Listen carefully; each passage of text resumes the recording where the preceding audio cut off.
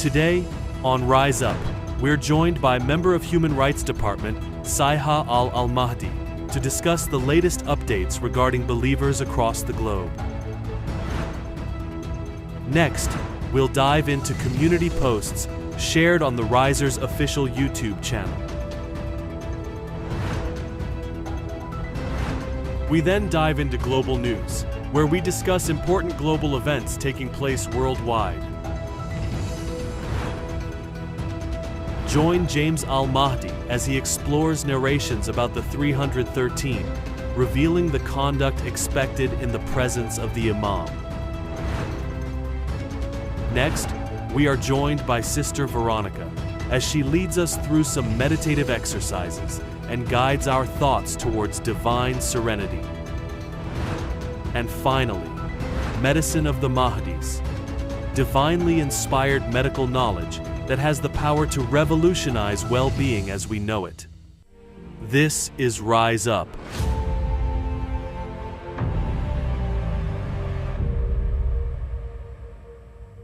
Welcome back. Here we are back on Rise Up, and we have quite a bit of content to be going through today. Very excited about that. We've got some meditation coming up. We have some wisdom from our dear brother James Pollard. We've got Medicine of the Mahdis today, which I'm very excited about. It's been a while. Yes, it has, and I can't wait to hear what you're going to share with us about that, Dr. Irfan. We need more calls. If we get 15 calls a week, I'll do one. Ooh. How's that? That's a very... Aiming high, but you've got to set the bar high. Very tempting. Yeah, come on guys, you have to call in so that Dr. Irfan doesn't give up on Medicine of the Mahdis. But it's such an incredibly important segment though. A lot of people have benefited from it, and they do actually send us questions in our emails, and it's only based on your questions that Dr. Irfan It also has to be driven by public demand, right? It is by public demand. Is what drives supply. That's right. There you go. Basic marketing. That's how it works. Yeah. So we're going to start with our community posts. There's a lot of posts being made on the Mahdi Has Appeared YouTube channel by the riser Abu Sadiq. So when you get a notification, if you've subscribed to the channel, and you find out that there's a new post, you should know that it's Abu Sadiq himself who's actually acknowledging these people and these brothers and sisters of ours, and he's highlighting the great missionary works that are happening out there. So shall we jump right in? Yep, let's do this. Let's go.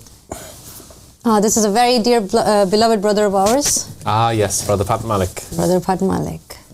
Wow, those are beautiful tattoos. And look, that is Abu Sadiq and Ahmad Hassan, and the 6-pointed star, which is the sign and symbol of the seventh covenant, just like we have for all other religions. This is the one for the last abiding covenant with mankind.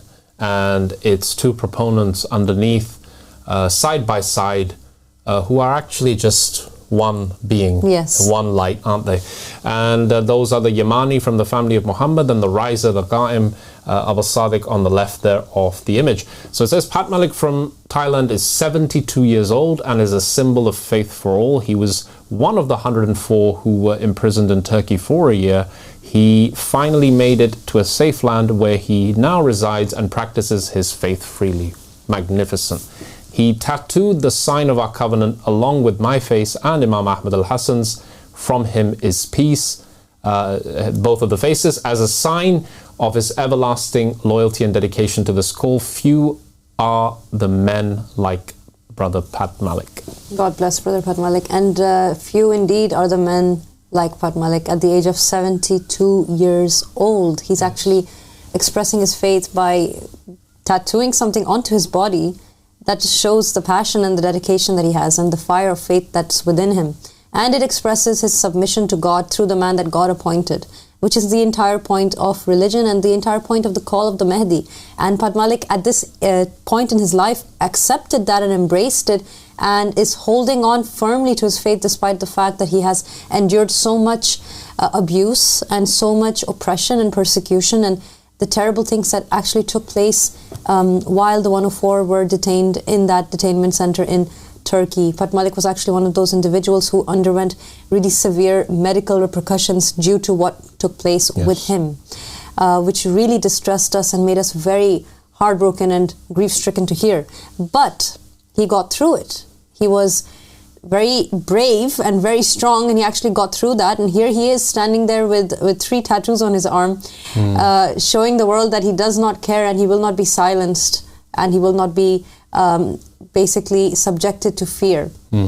He still continues believing, and it's beautiful to see that. It is, and what gets people like Pat Malik through these trials and tribulations is his attachment to the Imam of the time. Exactly. And this is what he is celebrating now. So now that he has reached the end of a very long, dark tunnel, he decided to put that light on his arm, because only by thinking of the Imam of the time, only by reflecting upon him, can you endure such trials and tribulations. It's not about patiently just sitting there and going through the hardships of life. It really is focusing on that light. And how many times, and all of us at some point in our lives have been trapped in this big, long, dark tunnel, and it seems that it is never ending. But what keeps us going is focusing on the light.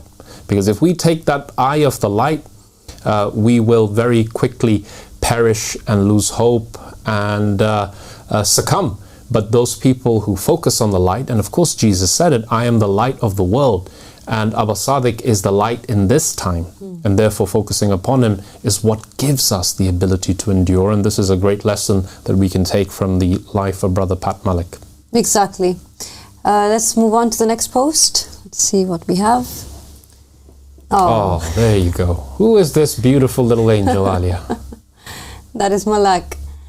And it says, she's written on her little drawing that she made there, Abba Sadiq is as strong as a lion, which is true. And Abba Sadiq has said about it, I would like to thank all the children and youth in the world for their beautiful artwork that they send me. I keep an archive of each and every drawing that has ever reached me. I think that is so touching. Yeah, and lion is a beautiful depiction of the Imam of the time, because this is actually in the book The Lion, the Witch and the Wardrobe, which was written. Right. Yes, of course. And the character was Aslan, and he represented the Imam of the time, who is brave and courageous, and that's exactly what that, and very talented artist, I have to say, with a lot of finesse there, especially in the depiction with the wrinkles on the raw. So she's gone into a great deal of depth, and Abba Sadiq says he will treasure this. And this is a collection of pictures that have been drawn by different children in different parts of the world. Yes. That says Noon Ra'il. Noon Ra'il, and it shows the knowledge and understanding of these children. Exactly. So they're also competing with one another, it seems, to get into those archives. It's also very beautiful because we know that children are actually, when they love something or they love someone, they end up drawing it, right? They just express it through painting and drawing, and it just shows the understanding, like you said, Dr. Irfan. They know that Abba Sadiq is someone special, and he's dear to their hearts. He's touched their hearts even from that great distance that they're at. And we really do, we really treasure those children who are talented in arts and crafts, and it's a great way to express your creativity. And instead of making things that are not going to benefit the soul, imagine making a bracelet like this with Al-Qa'im, Abba Sadiq written on it, and the effect that this has on the children. And this is something that is strongly encouraged, to be artistic, to express your talent is really a big part of spiritual growth. And there is another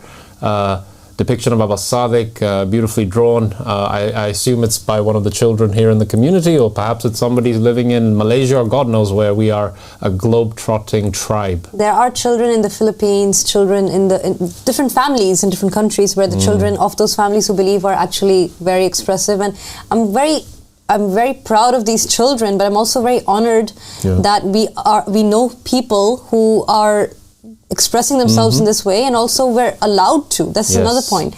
Imagine the fact that there are actually human beings who are not allowed to draw or paint because they're told it's wrong.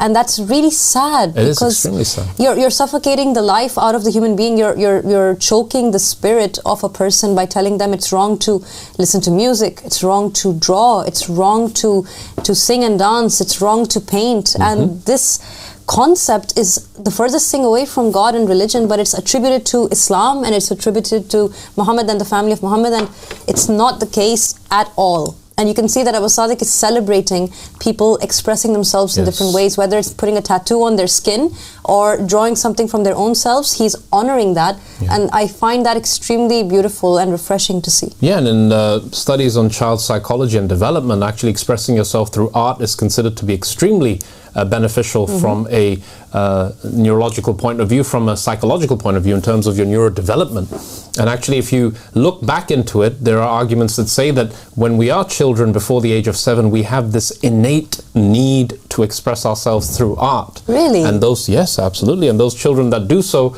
go on to have much more nurturing kind of careers in terms of their ability to have relationships, to express themselves, because we are really creative beings.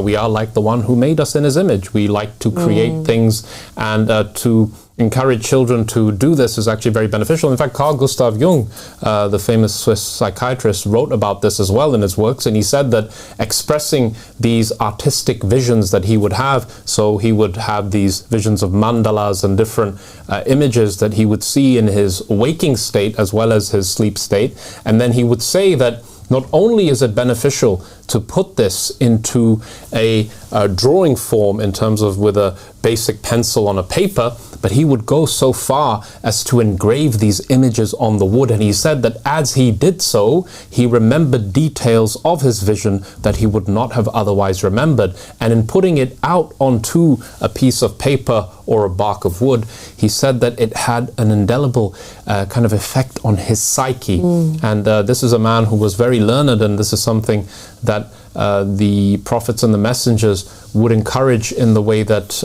when a child especially has this need to express love. What was I doing when I was the same age? I wasn't in this community, unfortunately. I was drawing away, but I was drawing my favorite footballers. What a waste of time. Well. You know, this is the thing, but this is it. We all have this need to hero worship, but really that worship is expressing our love for God's true Caliph on the land. Not footballers. Exactly, and not footballers. So unlike Malaki, who recognized, our sweet little angel who recognizes her love for the Mahdi, I was busy drawing Mark Hughes and Eric Cantona. But hey, you got here in the end. So in the end, yeah, there you go. It still worked out for you.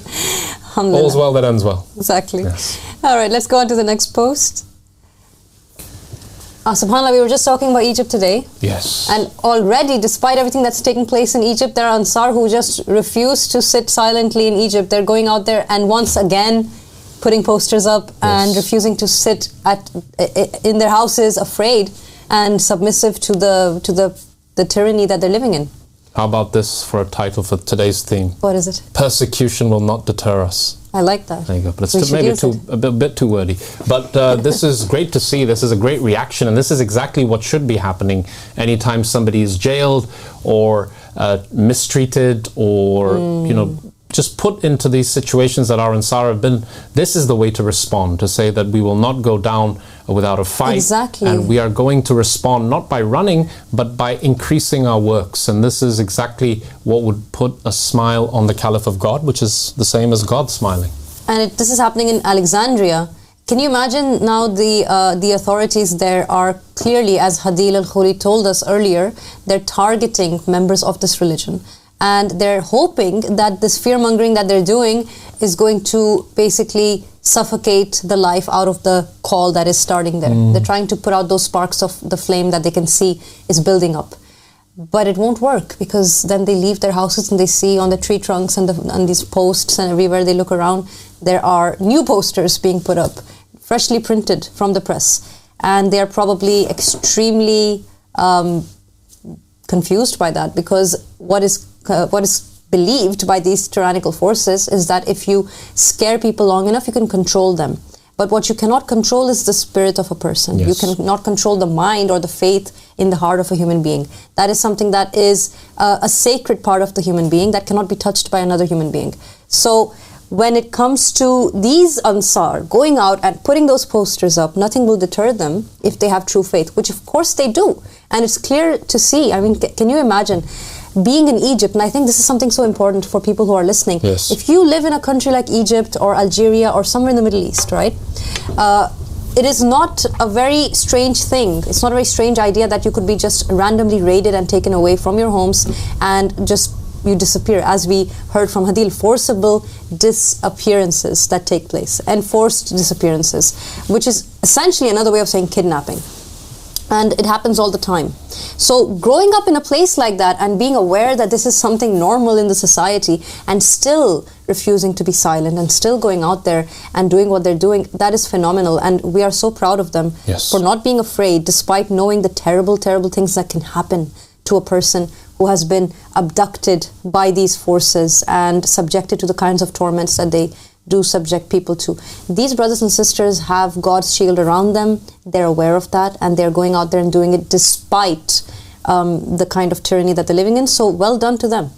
Yes, we have to salute this kind of courage. It's a rare quality, but it's again a quality that you can have too. The fastest way to develop the divine attributes within yourself is not by reciting the word for courage in Arabic or Urdu or Farsi or in any other language. It is really about focusing on the Caliph of God and to obey him and to submit to him. Because the fastest way to open that tunnel, that channel that gives you that ability or that attribute is to obey the Imam of the time. This is the way you get courage. And those people who are doing this, they really have true faith that Abu Sadiq is the Moses of the time, and if they persevere and hold their ground, that God will make the sea part for Abu Sadiq just as he did for Moses, and he will lead them and deliver them to a land of safety. And this is happening in real time. We're seeing it with our own eyes. Ali and I see it on a daily basis when we hear news of somebody who has managed to reach the Imam of the time from countries where you would never expect, with all the disadvantages stacked against them. And then we really wonder, don't we? It's kind of confounding. We sit down and we think, well, these are people who have made it, under the most atrocious circumstances. And yet they did it through their immense faith. They really did part the Red Sea. And then on the other hand, we'll see people who have all the advantages and the ease and the ability to reach the Qa'im. God has made it very easy for them. And yet they hesitate and they think, well, what about this? What about this? And they weigh the pros and cons and they express hesitation. And really, that hesitation, if we're being honest, if you really want to reach Abu Sadiq, the first thing is to be honest with oneself. Yes. And this is why one of the greatest names of God is Al-Haq. He is the truth. And to be truthful with oneself is to express that attribute of God. Hesitation comes from a place of doubt.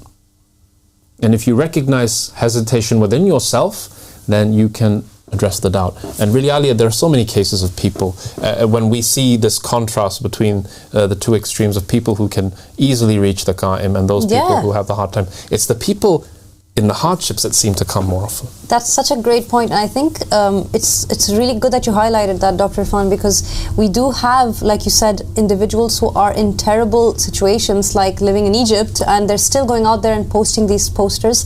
We have people in Iran, and we've said this many times because it can't be said enough, who go out there and they actually take pictures of themselves next to a poster that has the face of Abu Sadiq on it, and they know very well what could happen because of what they're doing, but they want to be public. They want the world to know. They want history to write down their name and put down their face and say, this was a person living in this country who defied the tyrannical authorities and stood up for the sake of God and supported God despite the circumstances they were in. But on the other hand, we also have believers who are afraid of their families finding out that they believe, and they're living in the West. Yes. And we really encourage you, if you're one of those people who are worried about people finding out what you believe in, then ask yourself where the shame is coming from, because it cannot be from true faith. If you are afraid that someone will know what you believe in, and you try and justify that with some reason or the other, that, because I just wanted to take it slow or whatever it might be, ask yourself what you're really doing. Imam Ali said that a man is as true as his word, and our word is a pledge of allegiance to God. So when we know that our master is God himself, then a submissive, loyal servant has no shame in telling the people who his master is. So who are we to worry about what people will think of us? We should go out and be proud of who we are, and loyal to the one that we have pledged allegiance to, and express it. And that faith that we have is the best way of giving dawah. If you want to convince people around you of the truth in your call, in this call, in the blessed call of the Mahdi, then believe in it yourself. and see the impact that your own faith can have on other people. It's like a candle. If it's lit, you can light other candles with it, but you can't light another candle with a candle that is not lit and just hope that it'll work. It doesn't happen. It has to have its own flame that's allowed to grow and is allowed to be in an oxygenated area without shame, without being covered up and silenced. You have to let it be a flame so that it can give flame to other candles. That's a beautiful image that you just conveyed, which is the candle. And the candle is also the symbol of Amnesty International. It's it is. the candle. That's right. Right? That's it's in barbed wire. Yeah. And it's this is to express that the people who have this light within them, who seek that same human need that we have, that freedom, but they're put into this casket, which is like a barbed wire. And this is a great example of those people who are in these situations in the world. And this is a really important point, I think, in this particular show, because I think we've hit on something that is very relevant. And I just wanted to unpack it a little bit more with you. So, Sister Alia, you are somebody who has been appointed as a person who is responsible for the outreach team within the headquarters of the Ahmadi Religion of Peace and Light here in the UK.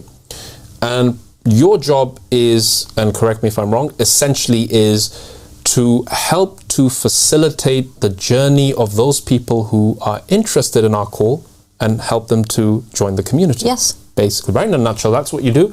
So now you see people from those countries that have atrocious obstacles in their way. Yes. And you see people in Europe and America whose journey seems like it's been, what would you say, like streamlined all the way to the doorstep of the Qa'im.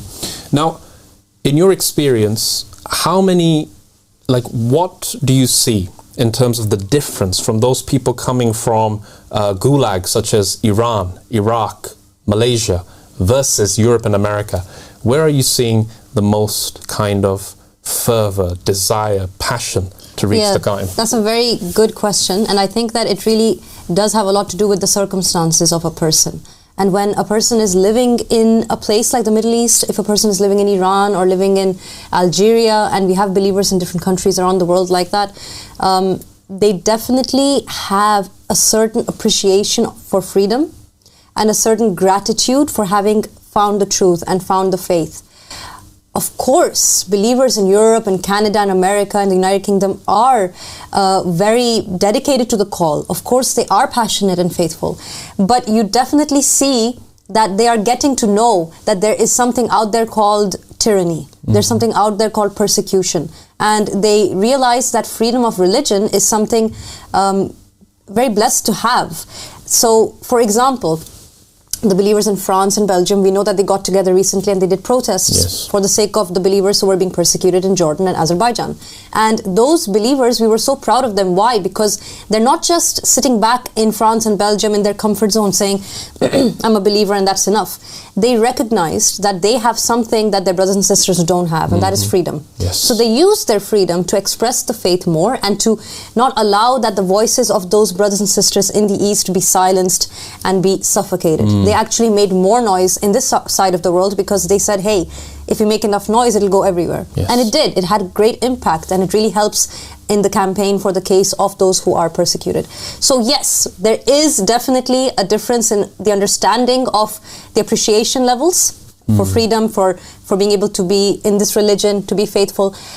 But we do recognize and appreciate that those believers who are in the West use their freedom to acknowledge what's taking place in their brothers and sisters' lives in the East. Like Sister Noor. Yes, without a shadow of a doubt. And I think this is, again, more of a generalistic kind of a viewpoint, because there are great believers in the West who are coming and helping people and standing up in solidarity for their suffering brothers and sisters in third world countries and Muslim majority countries. But in general, and I think this brings a very important point to the surface, that the drive to reach the Mahdi, and again, we can have a little debate on this, but the drive to reach the Mahdi is greater if the conditions are harder. This is a basic fact. Now, if you are comfortable, the more your comfort is in the life that you are currently living in, the greater your resistance is to reach the Imam of the time. And what I'm referring to is specifically in those cases of believers who are not fulfilling the criteria of the brothers and sisters that you said. Because here is my point, and this is kind of trying to bring it all together. Now, you agree, sister, that there is that tendency that if you are more comfortable in your life, in the world, and you live in a country where you are more comfortable, then that drive to reach the Imam is less. Yes. In general, right? And it makes logical sense. In a general sense, we do see that. Right. So now it raises a question. If you are somebody who has looked into this call, has studied the proofs, is aware of what is going on, has been listening and following the most recent lectures of the Qaim of the family of Muhammad, who you believe to be the promised Mahdi that the Prophet Muhammad said would come in these days, with all of the proofs that he has provided, signs that are miraculous and undeniable. And basically, Aliyah, what he's been saying in the last few months is that I need people who believe in me to come here physically and be with me and support me with everything they have. This is what he's saying. I mean, let's be real with each other. It's black and white. It's so black and white. This is what he's calling the people to do. This has been the theme for the last few months. And Abu Sadiq has put the proof upon the people. Now, if there is a God that loves you, who truly cares about you, what do you think he will do if you are too comfortable in the world, living your life, and not making that spiritual migration that the Prophet Muhammad said you must make? Now, to raise his banner abroad in a country where you have freedom is much easier than to raise his banner in a country like Egypt. For sure. With everything that Sister Hadila and we spoke about at the beginning of the show. But here is what the Prophet said. He said, you must reach him. You must crawl on your bellies to get to him in your physical form, in the physical body, by any means necessary. This is another new translation of crawling on your belly to reach the Imam of the time. Now, what do you think God will do if a person is too comfortable? I mean, we've seen it already many times. We've seen people saying, I can't do such and such for God because I have this. And then immediately, in a few weeks' time, we notice this that they have is gone. It's gone. Or it gets taken away somehow. Yeah, because if you are somebody in whom God sees goodness, and he loves you, and he sees that you wish to be with the Imam, but there is an obstacle in your way, then what's God going to do if he truly cares about you? Because this life is temporary. We're not going to be here forever. But guess what? Our souls are. If God wants that soul to remain in that vessel that we call a human body, he's going to take the Abrahamic axe and smash this thing that's stopping you from reaching your Imam. If you still have faith. Now, if you're a hypocrite and you're just doing it for the wrong reasons, then God will, he won't care. He'll leave you as you are because he knows you're not really interested. But if he sees any iota of goodness in you for your own well-being, for your own benefit, he will take away that which is blocking you from reaching your Imam. And we don't want that to happen to people, which is why we're talking about it now. We have seen tragedies in people who have been believers for a very long time and unable to make that leap. But then suddenly their circumstances change and they see it as a punishment, but actually it is a great blessing by God, because he truly loves and cares for these people. And I think this is a really important point of contemplation, because before that time comes, you can just reach God without him having to put you in that position where you are then in this state of loss, but actually it's the biggest gain. I think that's such an important point, exactly. If you trust him, he won't take everything away. He'll actually give you much more than what you were afraid of losing. Yes. And if you hold on to what he's given you and say, I can't go to God because I have this, I have a career, or I have a family, or I have or I can't live like this. Or I don't want to live in an uncomfortable environment, or I'd rather have a giant mansion all to myself, or I'd rather keep my cars or my pets. A lot of times we hear about pets, or whatever it is. God will say, well, that's coming between you and me. I don't want something to be between you and me. But if you go to God empty-handed and say, I left everything, I don't have anything left, he will say, well, let me give you more than what you left behind. Yes. And he always does, every time. And a truly loving father, and we learned this from Abu Sadiq, is one who disciplines his children and disciplines them in a way that is beneficial for them. And the brothers, we got together recently and we were talking about the need to be honest with one another, because we can tell each other how great we are and how good we are in recognizing the Imam and how superb our souls are and all this stuff. But is that going to get us anywhere? No. But if I truly love you, and I truly care about you, and I can see that you are driving and you are headed for an accident, and I give you a little gentle slap on your leg, and I say, wake up before you kill us both, then that shows that I care about you. And maybe that slap will sting a little bit initially, but it is done from a place of love and concern. If I am completely, and we talked about this, apathy is a sign, one of the key features that precede depression, clinical depression. If I am not connected to you, then I'm not going to feel your pain. But if I feel your pain as if I am feeling the pain, I'm going to do something about it.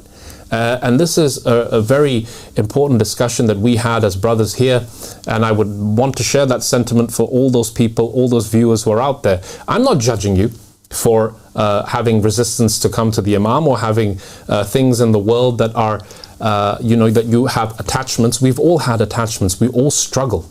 But what gave me the strength, and I can share this personally with the audience, is I asked God to give me a sign. He gave me a sign, and I promised him before he gave me the sign that I would never, ever, ever doubt after this, and it's over, I'm doing it. And then this again comes down to your honesty, how much you believe that a contract with God is the most serious thing that you can ever do in your life.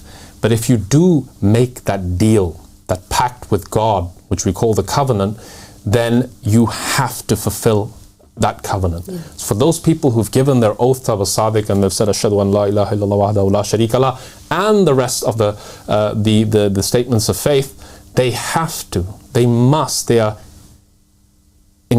is incumbent upon them to reach the Imam by any means necessary in their physical bodies. Yes. You still have to be here in person.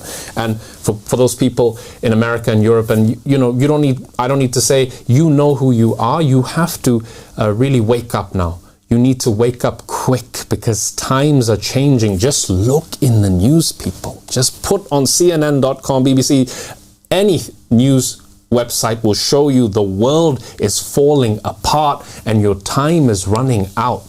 Time is almost up. And God's vicegerent is holding the will of the Prophet Muhammad with the black banners that say Al-Bay'a Lillah, writing books and manifestos and giving speeches, and people are completely blind. Just like they were before the great flood came upon them suddenly. And it is going to happen again. And we are the people calling, shouting in the wilderness for you to just wake up. Wake up and recognize your Imam and reach safety, please. Now is the time. Yeah, exactly. That's so true. It's not going to happen through comfort. It's not going to happen through sitting idly. It's going to happen from rising up. You have to rise up and do something. There will always be a difference, right, between those who joined Islam back in the time of Prophet Muhammad sallallahu alaihi wasallam, when there was already a state and everything was nice and pat and put in front of you, and when everything was comfortable. Yes. There will always be a difference between them and Salman al-Farsi, who was a young boy in Persia and stood up and ran away from home because he was being tied up. The records say that his father, who was the priest of the temple, and a very wealthy priest, and a very they lived in luxury. They did. He was very comfortable and he was pampered and spoiled all his life. And his father actually tied him down and forced him to relinquish his faith, because Salman had met with people, I believe, of a Christian background, and he was trying to tell his father, look, we shouldn't be worshipping fire. This is blasphemy. Yeah. This is paganism. And when his father refused to listen, his servant, they were Zoroastrians, exactly. His servant actually came and untied him and he ran away. And he didn't stop running till he found the Imam of his time, which was the Prophet Muhammad sallallahu alaihi wasallam.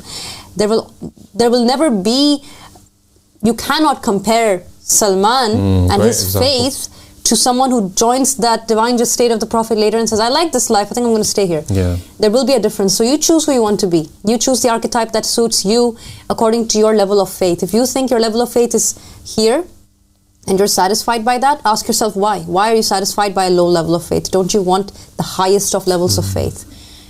People work so hard to make their hair nice or their skin nice. In the hereafter, in paradise, the beauty of a person is based on their faith, right? It's not based on their looks. Your looks are actually determined by your faith later. Yeah. So think about who you want to be. Yeah, think about who you want to be. And Ali, I don't know whether to laugh or cry. Seriously, when I hear people saying, my job, my wife, my children, my pets, my this, my that. My apartment. I mean, for goodness sake. My parents. Perishing things that don't even last. I mean, even materialist atheists will tell you that you will not go to your grave or die with any of these attachments or possessions. That's right. But guess what will last? Your soul. And your soul is in the hands of the Imam of the time. So it is really a no-brainer. And I don't know what we need to do. I wish I could put my hands through the camera and grab some people and just give them a good shake, and out of love. This is a shake out of love, because I would want that done to me. And this is what the brothers here, we practice, and we've made a commitment to practice with each other. No more sensitivities, no more stupidity. We just want to be at our very best. And in order to be at our very best, we must be honest with each other, direct with each other, and sometimes harsh with each other, because that's what works. And this is also what works in the dunya. You know, speaking about football, every single successful manager in football was a strict disciplinarian. This was the key and core of their teaching. So we have to be like that with one another if we care about one another. It's not about bullying. It's about concern and love and wanting somebody to be at their best. And the Imam already said it. He said that you have defects, your brother has defects. The medicine for his defect is within you, and the medicine for his defect is within you. That's so beautiful. So this is why we have to connect. And if you're listening to this and now you're saying, hey, I need to do something, you can reach out to us and we can talk about it. Don't worry, don't panic. It's all good, because we're here to help you navigate this journey, and we will not leave you with just these words. We're going to leave you with our website, our email address, all of it's on the screen, and you know how to reach us. Many of you who are watching actually are in touch with us directly as well, so don't fret. You can always reach out to us. Right after the show, we'll get in touch with you and we will discuss it together, inshallah. Now, let's go to our news segment. We've got quite a bit of news to go. So we've got more posts left. We can always do those another day. Because we have quite a bit of news and other segments. Let's move on to the news. Let's move to the news. Let's bring up the news.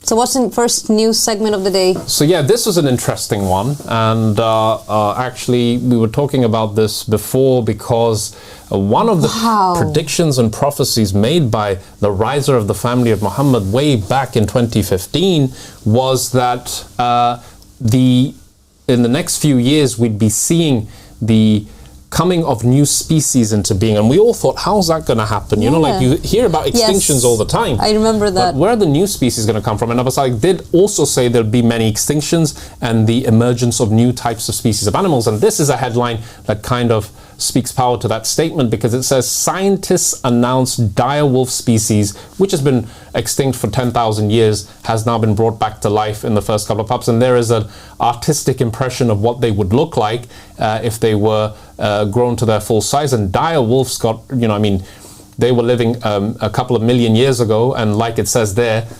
completely died off 10,000 years ago, and they've been managed 10,000 years ago? It's a real Jurassic Park story. What is happening? By that extraction of DNA, and I think they've been put that the DNA genes that code for certain features, it's not like a direct Jurassic Park thing, but what I think they've done is they've taken sequence of genes from samples that they managed to obtain Jurassic Park style, and plug them into the grey wolf species, so that the most prominent features of these wolves, which were made famous in Game of Thrones, dire wolves, they're just much bigger, stronger species of wolves with bigger jaws and teeth. And here's another headline: dire wolves could prove deadly, and compare there you go, extinction to de-extinction to Jurassic Park. And you can see the concerns by some scientists, because they're saying once an animal species has gone extinct, to bring it back to life could create a disequilibrium in the environment, as the prey species also died out, with like the bisons died out and the other large horse species they used to feed on. and particularly in the Americas, in North America, where the dire wolf reigned supreme 10,000 plus years ago, there is a lot of concern. And we heard from Abu Sadiq about animals that exist today that are a combination of species and were done through genetic experimentation by a certain people. Exactly, in the time of Noah. In the time of Noah. And this people will be like, huh? You know, what? In the time of Noah, they could extract genes and put them into other genes and make new species? Well, the pyramids were built thousands upon thousands of years ago, and no one can build them now. You know, there are things and mysteries in the ancient world that we cannot explain now. But the point is that this is a prophecy. And Imam Ahmad al-Hassan informed Abu Sadiq that a certain species of bird would go extinct at a certain time. And this would be one of the signs of the rise of the Qa'im. And I'm sure it's in the goal of the wise, isn't it? It's about seagulls. Yes, it is about seagulls. And sad, people like seagulls. Yeah, not me. But all animals are good. No, that's just a joke. But this is what we have to see. Now, everything that was in prophecy is coming in the news. And this is a huge development and something that we cannot just gloss over. Very strange. Yeah, the fact that now people are tampering with... some scientists have said people are playing God. They are mixing and splicing genes of different species, putting them together and making new animal species. God knows what they could become a vector for, or how they will destabilize the environment and how they will cause things to go out of balance. But it is one of those scientific apocalyptic scenarios that many scientists are concerned about. So it's happening. It is happening. The signs are coming to life. Absolutely. That's just a very odd piece of news, but it's definitely something significant because it just shows the times we're living in. And it also makes me wonder, I'm listening to how you're describing that, Dr. Irfan. I'm wondering to myself, and this is just me, but I really do think there are so many problems out there that need solutions. This wasn't really an issue, I think, that the dire wolf species didn't exist and now we have to bring it back from extinction, but apparently this was something that was of concern to scientists, oddly enough. I wonder why. But this is what people are doing these days. Human beings are dying and dire wolf species are being brought back to life from extinction. That's the world for you. Yeah, priorities. Priorities. Completely messed up. Do we have more news? Yeah, I think there's one more news article, if we could bring that up on screen. Yes, climate crisis on track to destroy capitalism. Is that a good thing or a bad thing? I don't know, but...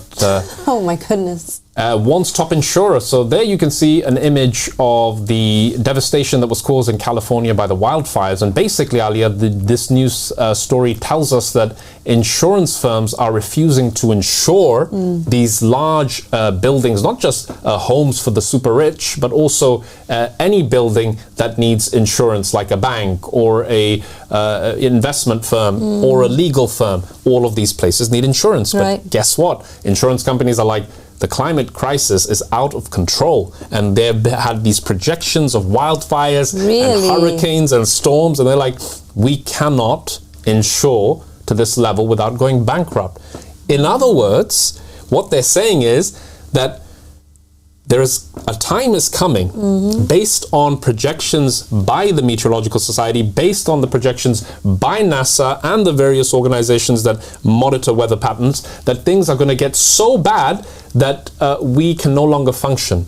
And this is indicating that there is a time coming where weather conditions and the balance of ecology is going to take a big shift, and capitalism will come down because it is a non-sustainable economic model for the coming age. Wow. So nature unleashed to the fullest. Yeah, it just goes to show how the earth will not tolerate capitalism. And Mother Earth doesn't like capitalism. And it also shows that people know that. Yeah. They know that something bad is happening soon, and it's getting worse and worse, to the point that these insurance companies are saying, look, we know things are going to get worse, and there's no point putting our foot through the door when we're just going to get it, I guess, cut off Yeah, I in the wish process. we could access some of the information that these insurance companies have. Yeah, what do they know which is Or causing what the them to super stop? rich know who are building houses in these mountains. They have access to information that is not given to the common public. This is a real deep impact kind of thing. If you've seen that movie, there is a group of people who have access to information who are in very powerful positions. And so as not to cause panic and chaos, in that movie they show that the majority of the population has absolutely no clue what's going on until the very final hour. So this news piece I thought was really, really revealing. It should be demanded. What is coming. They should be giving the information out transparently, whatever it is that's stopping them from insuring these buildings and these companies that have also been destroyed. These insurance companies are saying, no, we're not actually going to insure you because we know what's coming up. Well, what do you know? Tell us. Yeah. The elites are privy to knowledge that you and I are not, but they plan and God plans, and thankfully we're with God. And being on Team God is the team you want to be on, because that's the team that always wins. It will win, absolutely. Victory or victory, right? Victory or victory. I guess that's it for our news segment today. Yes. Okay. Short but sweet. Yes, and very interesting. Go ahead and look into it yourselves and see what you think of what's happened. And by the way, Alia, if our audience members are finding these news pieces that are not in mainstream media, then certainly share this with us, and we will put it up on. We will do our own reading and research of the material just to verify its accuracy, and then if it's something that's interesting, certainly it's something we would love to talk about. And I know our audience is very much alert to these signs of the end times, and share these news articles with us in the future. Yes, please do. You can reach us on outreach@theahmadireligion.com, and you can also reach us on Telegram. You can find us on our website. There are quite a few Telegram handles there that you can access, so go ahead and do that if you want to reach out to us. And that ends our news segment for today. We're going to go ahead now to James Pollard, our special correspondent. He's going to be talking about conduct and the characteristics of a true companion, the characteristics of the 313 and the 50, those individuals who are mentioned in the narrations as companions of the Spirit of God in this day and age. How must we present ourselves? How must we conduct ourselves? Let's go ahead and see what James says. Our resident philosopher. Yes, exactly. Take it away, Mr. Pollard. In the annals of faith, we bear witness to a remarkable phenomenon, the emergence of courageous souls driven by an unwavering devotion to their faith, who have embarked on journeys, in many cases, risking their lives and safety to spread the dawah. In all their efforts, they express their deep desire to journey towards or reach Abba al-Sadiq. Their odyssey calls to mind the words from the Bhagavad Gita.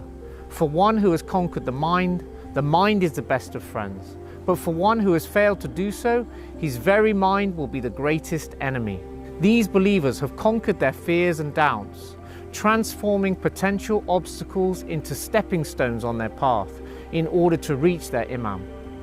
As these pilgrims of faith stand with fellow believers, they enter a new phase of their path, as did those before them, and find themselves in the awe-inspiring presence of the proof of God. The hadiths describing the 313 offer a blueprint for how believers should conduct themselves in the presence of the divinely appointed leader, serving as a divine benchmark for believers to aspire to in their own conduct. While Islam places great importance on good conduct and manners in all aspects of life, its significance is magnified exponentially when interacting with the divinely appointed Imam. The Imam's status as a representative of Allah Subhanahu wa Ta'ala demands a level of respect that goes beyond ordinary norms. This echoes the Quranic verses regarding the believers in the presence of Prophet Muhammad. O you who have believed, do not raise your voices above the voice of the Prophet, nor speak loudly to him as you speak loudly to one another, lest your deeds become worthless while you perceive not. This Quranic injunction serves as a cornerstone for understanding what is expected of us today. This verse underscores the impact that our conduct can have on our spiritual state, warning that improper behavior can nullify one's good deeds unknowingly.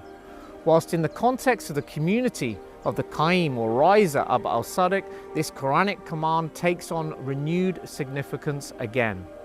Prophet Muhammad, peace be upon him, said, "There are 3 things to respect so that God will protect your religion and worldly affairs. And if you disrespect them, God will not protect anything for you.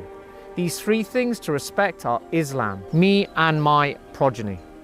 The 313 exemplify this principle through their unwavering devotion to the family of the Prophet, as must we. We must heed the Quranic injunction to listen and obey. This obedience requires us to align our will with that of the Imam, recognizing that all his directives are in harmony with God's will and the best interests of the community. The importance of the Qaim and riser in theology cannot be overstated, as he is the divinely guided leader who will bring justice and peace to the world. Thus, adherence to these principles is an obligation that reflects one's understanding of his exalted position and divine authority. The Quran reminds us of this when it states, "It is not for a believing man or a believing woman, when Allah and His Messenger have decided a matter, that they should thereafter have any choice about their affair." True faith lies in trusting the Imam completely, knowing that his guidance is divinely inspired and beyond any reproach or questioning. This Quran addresses an important principle regarding faith and the relationship between believers and the divinely appointed guide. The appropriate response to receiving faith is thankfulness and gratitude to the Imam and to God who have guided us to the truthful matter. They regard their acceptance of Islam as a favor to you.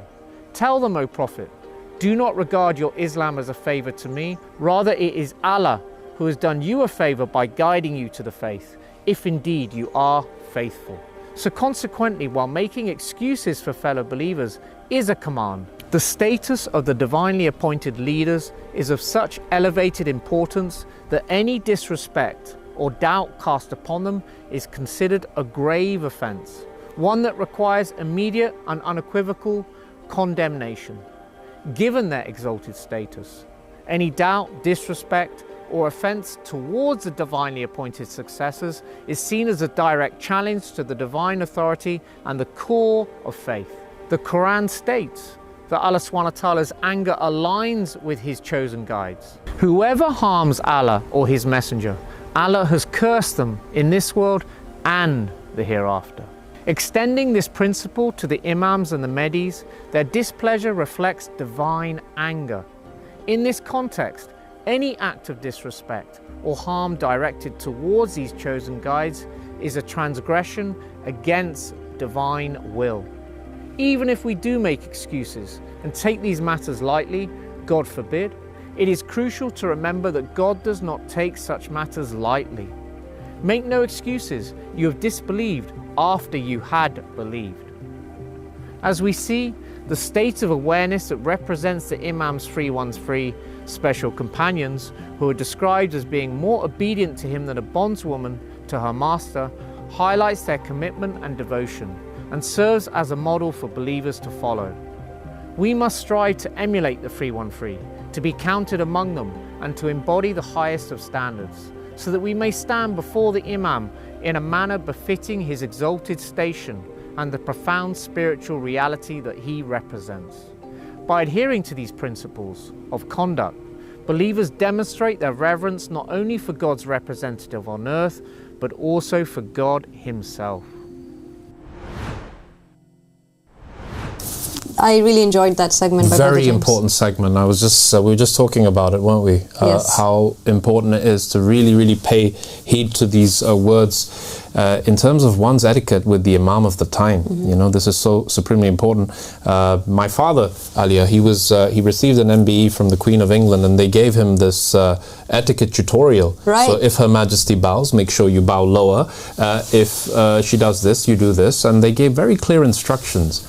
And this is to the Queen of England at the time when she was alive, and fair enough, they should be treated with a degree of respect. And imagine now how you should treat the representative of God in the creation, the veil of God, and what kind of etiquettes and morals and manners should be in play when you're with him. I think that there's many things that intuitively answers come out. If you ask the question, how would I behave when I'm meeting the head of state or the monarch of a country? And what about the Imam of the earth? You know, these are different levels. And I think first and foremost it would be don't talk too much, listen, pay attention, be respectful. These are just the basic things that we would do to a person that we hold in esteem. But what about the Imam of the time? What about God in creation? I mean, if you look at the time of Prophet Muhammad sallallahu alaihi wasallam, he was the Imam of his time. Yes. He was the one with the spirit within him in his time and age. And in the society that he was living in, narrations and records are very clear on the fact that the civilization that he was around, these individuals were not very well-mannered, to put it lightly. In fact, there are even ahadith that would teach people how to drink water, because they would actually go on all fours and drink from the river itself with their mouths, or from a lake or a pond. And Prophet Muhammad taught them, you're supposed to take it in your hands or in a vessel, and you're supposed to drink and see what you're drinking. Don't just drink without looking at what's in the cup, etc. Imagine the detail of what was taught to people in that time period in the days of Jahiliyyah or ignorance, on how to be more mannered and more civilized. Now, in that society, imagine now Prophet Muhammad sallallahu alaihi wasallam, who is the Rahmatul lil Alameen, right? The greatest mercy in all the universe. The manifestation of mercy on earth. The manifestation of mercy. So he was obviously in a very difficult situation, because he's surrounded by different cultures and people who are burying their daughters and getting drunk on the streets, and he has to fix all of that. He has to actually get people together and teach them how to be human and how to be humane and how to be respectful, etc. And then you find that in the Holy Quran there are verses where God is actually speaking on his behalf. So he wouldn't speak on his own behalf. He would tell people how to be good to each other, but he would be quiet when they mistreated him. And then God didn't like that so much, so God revealed a verse for the believers. And he says to Prophet Muhammad sallallahu alaihi wasallam that, or actually he says to the believers, if you read the verse carefully, he says to the believers, when you are invited to eat, then enter and eat. And don't talk too much. It also says, don't talk too much, sit down, eat quietly, and when the time, and come when you're called, don't come before and don't come after. See the detail with which God was instructing the believers on how to treat him. And then he says, once you've eaten, get up and leave. Don't just sit there and decide you're going to have a coffee now and you're going to stay there for another 3 hours. Leave after you've eaten. And then God continues and says, we know that the Prophet is shy to tell you that. He's too embarrassed. Yeah, he feels like, I don't want my guests to feel like humiliated because they're inconveniencing me. But then God says, but we are not ashamed of telling you. So God is like, I'm going to speak on his behalf. Now that's for Prophet Muhammad sallallahu alaihi wasallam. The same applies today with the Qaim. You'll never catch Abu Sadiq saying, I must be treated in this way. Never. Not one time. In all these years we've known him, has he insisted on being treated in a special way? SubhanAllah, it's so true, Ali. And he will never interrupt you mid-sentence. Never. He will always allow you to finish talking and talking and talking, and he will never interrupt you once out of his immense morals and manners that he has built, as every vicegerent of God in the time had. And Abu Sadiq is really the epitome of morals and manners. To mirror him is the way to do it, and to be in his presence and not have that utmost level of self-awareness is really falling short. And humility, another key ingredient. This is the one thing that the angels were told to do. They said that God said that when Adam receives the Spirit from me, prostrate. That should be your state in front of the Adam of this time. It's the same sunnah, it doesn't change. What does prostrate mean? Because I know a lot of people hear that and they think, okay, now we must physically go. No, what does it mean to prostrate? Ali, it's a state of mind. It's a submission of the heart. Yeah, exactly. It is basically, the Imam alayhi salam tells you something and you don't make excuses or tell lies. I mean, the ABCs. Or talk back and suggest something else. Yes. It's just about being humble. I mean, let's just put it into context for a minute. We're talking about, now imagine you're in the time of Musa alayhi salam and you're walking and you stumble across this burning bush. And the burning bush is saying, Moses, you have to go to Pharaoh and tell him to let my people go, right? How incredible is that story? People are always mystified by it when you read about it in scripture or when you watch these depictions made in movies of what actually took place, and it's always so mesmerizing. Wow, God spoke to Moses from the burning bush. Well, think about it. That voice in the burning bush, that spirit is right now in the Qaim Abu Sadiq. That's the same spirit that existed in Adam, that exists today in Abu Sadiq. It is the voice of God. It is the same entity that is perceiving you and perceiving the world around you and knows you better than you know yourself. So keeping that in mind, when we approach him, we have to know who we're talking to and what the impact of that really means, and that we are right now in the presence of the Holy Spirit. That is no small thing. Yes, and one of the best ways to glean your morals and manners from is people who've been living with Abu Sadiq for a long time, and these people are people who understand him, who know how it is to what Abu Sadiq represents on the earth and how one should behave, and then you just emulate the same the same kind of morals and manners that you see demonstrated by those people who have been with him for many years and who are his close ones. That is really the best advice I can give, and if you see them and their interactions with Abu Sadiq, you can then emulate them and become also from the close ones. That's probably the fastest way to get to Abu Sadiq, is to emulate the actions of his near ones.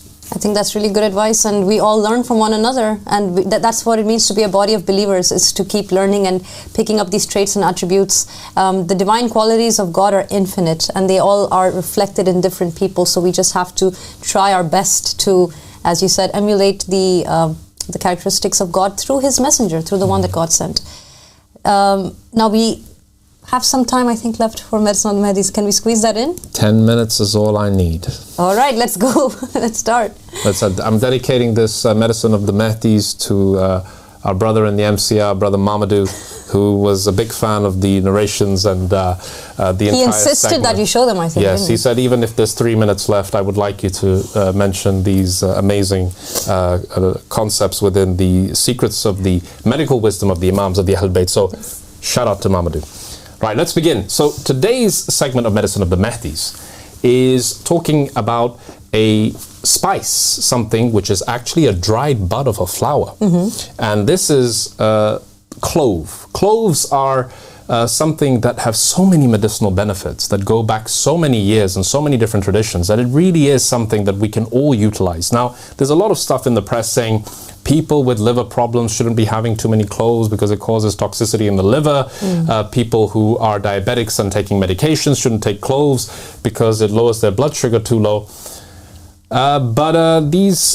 There's nothing really solid in evidence to show that taking cloves every single day is harmful to your health. Yes, of course, one shouldn't be having a clove milkshake every morning, but two or three clove buds is completely fine and actually extremely healthy for you to have as part of your daily regimen. Now, clove contains this active substance, this very powerhouse chemical within it, called eugenol. And this is what gives it its amazing medicinal properties. So you can have cloves in its full form, or you can grind it down as shown there and make it into an oil. Now, Alia, you've heard of cloves, no doubt. Is there anything that you've heard of its use as for its medicinal benefits? It has like a numbing effect, which people have used for pain in the teeth, right? Yes, exactly. So people who have cavities, who get infections in their teeth, they usually end up going to see the dentist and get a prescription of amoxicillin, which they take 3 tablets for 7 days, and it usually makes it go away. But guess what? This is something that is showing increasingly, the evidence is showing that these tooth infections are becoming resistant to amoxicillin, as we have heard the phenomenon with antibiotics in general, because we've been using it for so long, for so many years, without any substitutes or new medicines reaching the market. And now more and more people are reverting back to the natural cures that are present within the foods that we eat. And cloves are right on top of the list. In fact, in the 1830s, or at least in the 19th century, in the middle of the 19th century, people found that mixing clove oil or a clove extract with nitric oxide was one of the best ways to get rid of dental infections. Wow. And in fact, even to this day, you know that time when you get these holes in your teeth and they put this temporary filling in? Well, that's a combination of clove and nitric oxide made into a temporary filling, which gets rid of the infections and gives you that temporary filling before the main filling is put in a few days later. So it's still being used to this day. So the medical industry, the dental industry, is not aloof of its medicinal advantages. And here are a few studies coming up that show its tremendous benefits. And this one is from the archives of oral biology. and this is published in 2011. It shows a synergistic effect between clove oil and its major compounds and antibiotics against oral bacteria. And the conclusion is simple. The results show that clove oil and eugenol, the main ingredient, could be employed as a natural antibacterial agent against carriogenic and, big word, periodontopathogens bacteria. Okay, so now people are publishing studies in credible journals on oral biology showing that clove oil is a very, very effective way at getting rid of dental infections. So if you're somebody who's ill-disciplined and likes to eat lots of chocolate at night and then gets dental pain the next day, you need not even resort to a dentist for the purpose of getting antibiotics. You can also get clove oil, put it into a cotton bud, roll it up and push it into your gum next to the tooth that's hurting while you're waiting for an appointment to be seen and get a filling or get some other treatment. But it works amazingly well. I have put it to the test many, many times and used it myself, and it had tremendous outcomes. So that was a really interesting study, and there's more and more research going on into clove and its medicinal benefits. It is one of the most powerful antioxidants on the planet. I think it comes in the league tables usually in the first, second or third position. It is full of antioxidants. And what is cancer? Cancer is a disease that is caused in cells by oxidative stress. Okay, so free radicals damage DNA, cells grow out of control, cancer. Cloves absorb free radicals, preventing the damage and leading to healthier cells. So that's another one. So let's go to the next slide. Do we have more studies? Comparative anti-cancer potential of clove Syzygium aromaticum, its real name, an Indian spice against cancer cell lines of various anatomical origin. So you can see there has been a lot of research going on into the medicinal benefits of cancer. So it is a very good preventative strategy to be taking cloves on a regular basis for those people who are prone to or have a family history of cancer. Why? Because it's an antioxidant of the highest caliber. And this study published way back in 2011. Interesting. And it's very much used in Asia as well. In India and Pakistan, we always throw cloves into our food, don't we? Exactly. So that's a real great way of taking it. And another way of taking it is to just chew on clove. Do you know when you chew on clove, it just releases the goodness into your teeth directly. So you're killing the bad bacteria inside your mouth, and you're also getting the antioxidants that way. It is strong if you take it as an oil. It's very difficult. I personally can't take it as an oil, but what I would like to do is I just put a couple of those clove buds into black tea, hot tea, exactly, and that kind of just softens them up a little bit and makes them a little bit more easier to chew and digest, and you don't really lose out on any of the antioxidants. So that's another strategy for taking clove. Very interesting. All right, any other studies? Let's bring up the next slide. I think there's one more study, if I'm not mistaken. There we are. Effects of eugenol treatment in hyperglycemic murine models, a meta-analysis. Now, why did I put this in? Well, Why did you put this in? I'm wondering what that means. Yes, so it's out of frustration, really, because they are doing so many studies on mice, and that's where the word murine comes from. And you can see this was done in, this is a more recent study in 2021, and this is a very robust method of putting a bunch of different studies together to reach a conclusion. So it's a very robust evidence for the effectiveness of a particular treatment. Okay. Now, which is what a meta-analysis is.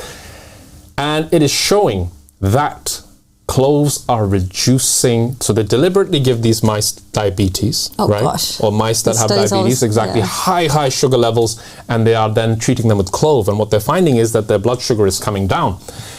Really? Yes.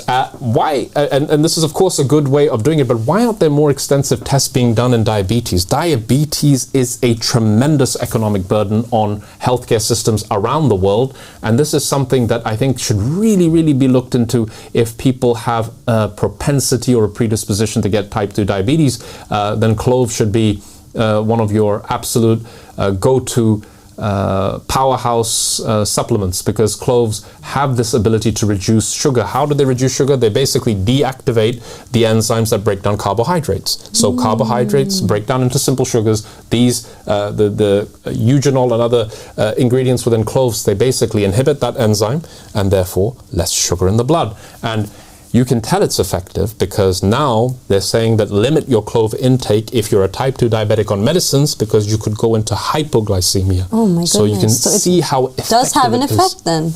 Exactly. I'm telling you, those that desi food really had it figured out, because they put this clove in the rice and it just reduces that sugar spike. And other foods that can do this, of course, are apple cider vinegar, very good at increasing the glycemic index of a food to make it less, to make less of those sugar spices. Now, we're running out of time quickly, so let's go to the next slide that we have. Yeah, let's go to the narration. Let's go to this narration, which Brother Mamadou was very intrigued by. This is a very fascinating narration. I'll go through it. So this is a companion of the 9th Imam. I was with Abu Ja'far bin al-Rida, which is, interestingly, the kunya of the 9th Imam, Muhammad al-Jawad. Subhanallah. Peace be upon him. He mentioned that there was this companion that was struck by the evil wind, which had pulled down his face and eyes. So the Imam said, take 5 mikthal of cloves and put it in a dry bottle, close the lid tightly and coat it with clay and place it in the sun for 1 day in the summer or for 2 days in the winter. Okay? Then take out the cloves and grind it until it's fine. Mix it with rainwater until it becomes a thick liquid. Let him lie on his back and coat the ground clove on the side of the face that is pulled down. So it's unilateral, one-sided facial paralysis. This is what the Imam is describing, and he's describing this as a wind which strikes the face. So it's very interesting. Then it says, let him remain lying down until the clove mixture dries. When it dries, Allah will remove it from him and restore him to his best condition, God willing. And this is a narration taken from the book Tib al-Imma, which is Medicines of the Imams, where various different treatments have been prescribed with the cure using natural foods. And Tib al-Imma basically means the medicine of the Imams, right? The medicine of the Imams, exactly. And then it says, Al-Sabah said, our companions hastened to him and gave him the good news of that. He treated himself as the Imam, peace be upon him, had instructed, and was restored to the best condition with the help of Allah. Now, for those people who are knowledgeable about medicine or have had this condition in the past, they'll recognize the description given by the Imam as a very familiar medical problem, where you have one-sided facial paralysis. And of course, I refer to Bell's palsy, which we would often see in the emergency department of hospitals with people thinking they'd had a stroke. But Bell's palsy has got nothing to do with a stroke. It's actually quite a mysterious condition. So the evil wind striking the face, I find that to be a fascinating description of it. What basically happens, Alia, is one of the nerves in your face which supplies the muscles in your face goes into paralysis. It stops working. So you have this stroke-like presentation, and people are freaking out that they've got the stroke. Why? Because they have trouble blinking. Right? They cannot smile because the nerve is paralyzed on that side. This is the 7th cranial nerve, the facial nerve as shown in that diagram. And the person thinks they've had a stroke, and then we examine them and we're able to distinguish that this is not a stroke, it is Bell's palsy caused by some kind of mysterious thing that we haven't fully understood, although there is an indication that it's related to the herpes virus. There's indication it could be related to an upper respiratory tract virus. But to be honest, we don't really know what the heck causes this particular condition. It goes away by itself usually, but it takes about 3 to 6 months, and you have to make sure that the person is using eye drops because they can't blink and their eye gets very, very dry. And then they also train their muscles to regain full functionality by about 3 to 6 months post onset of Bell's palsy. So the treatment can be increased by giving certain medications, but it usually resolves by itself. And a very, very interesting cure given by the Imam using cloves, which are ground down, put into a container and left in this clay covering, and then taken out, mixed with rainwater, and then applied to that side of the face that is paralyzed. That is so incredible. And it just gets the recovery going. So it is clearly, the mechanism of action is very clear. It is an anti-inflammatory of the highest order and an anti-microbial agent that if there is any kind of a viral infection that has triggered this process, it gets rid of it. And the cures of the Imams are truly something to be to marvel at, and this is something that we should also research, and hopefully somebody listening to this will publish a journal article soon using cloves not only as a very powerful antioxidant and cancer preventative agent, not only as a dental tool to get rid of dental infections, but also to cure Bell's palsy. So a beautiful narration from Imam Muhammad al-Jawad, and the medicine of the Imams and the medicine of the Mahdis is hopefully going to keep continuing. And if you had somebody in the family who has Bell's palsy, you can apply this treatment at any time and hopefully get good results. Thank you so much for that, Dr. Irfan. Please reach out to us if you have more questions or you want to discuss this further. We're going to wrap up now. Thank you for tuning in today, and Assalamu alaikum wa rahmatullahi wa barakatuh.